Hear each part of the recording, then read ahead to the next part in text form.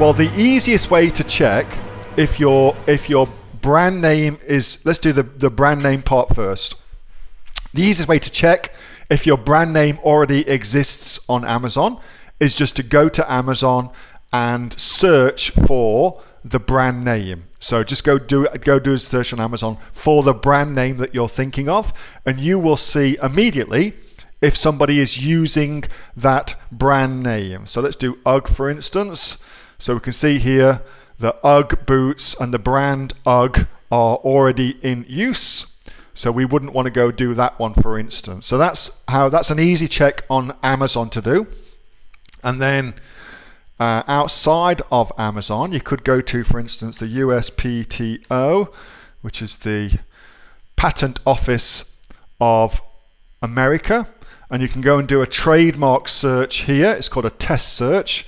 You do a trademark search there for any patents that are either have been approved or that are pending in America. And you can do the same thing in Australia by going to IP Australia and doing a patent search on IP Australia. These are fantastic. The patent office in Australia is absolutely bloody brilliant. Those guys are great. It takes 7 or 8 months to get a trademark in America. In Australia, 30 to 60 days max it takes. The guys in Australia absolutely kick ass. And you can do your patent search for an Australian patent or a trademark search right there. So dead easy. And so you would use that. The last place I will show you that I think is also important when you're thinking about a brand name, so I'm just going to take a step back now. If you're ever thinking about a brand name, you'd want to go and check it out on Noam as well. And Noam's a really great place where you can come in and do brand name searches. And what it will do is it will tell you if you can get all the different social media platforms, if they're available for that particular brand search. That's a great way of checking that too. And then you could also search on Google. So that's how you tell if the brand name is available and if it hasn't been registered by somebody else. Now, what do you do if somebody's actually duplicates your brand name? Well, some interesting opinions about that based on my life as an entrepreneur. And it is not in any way, shape or form legal advice. It is purely the stuff that I have discovered through my own trial and error. Here's the bottom line as I see it though. It is extremely difficult to defend a brand name under copyright law. It is very, very difficult to defend that. Not only is it difficult, it's also expensive. Within Australia, it is expensive to go after somebody for a patent or brand name or copyright infringement. That's expensive to do. And the only people that ultimately win from that are lawyers who get paid a lot of money to do that. You won't be able to go and do it yourself, for instance. Even to send a very, very basic cease and desist letter in Australia, you should expect to pay anywhere from $700 to $1,300 plus GST for a lawyer to do that for you, because they'll need to review documents and things like that beforehand. So it is expensive to do. That's just if your person is in Australia. Now, if they're outside of Australia, it's a whole new level of pain and expense as well. Defending these things internationally is, I would say, nigh on impossible, particularly if you're defending against somebody in a country like China, for instance, where they have very, very different laws around intellectual property.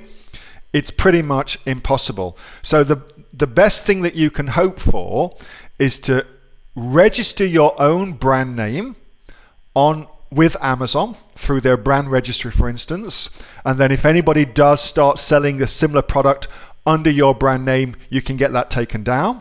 If you've got your trademark as well, you can also stop them using Facebook, and you can also stop them using Google as well. So you can cut off all of their revenue streams. That's really, I believe, the better strategy. Rather than trying to enforce the actual mark itself legally, it's better to try, because that's expensive and it takes a lot of time to do as well. Better to cut off everything else from underneath them so you can continue on selling. Now, I know that runs contrary to legal advice you'd probably get. And again, that's not legal advice I'm giving you.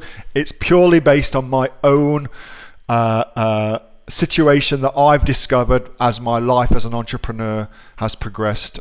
And the only people that get rich from patents are lawyers at our level. Not until you get a much higher level that those things become much more important.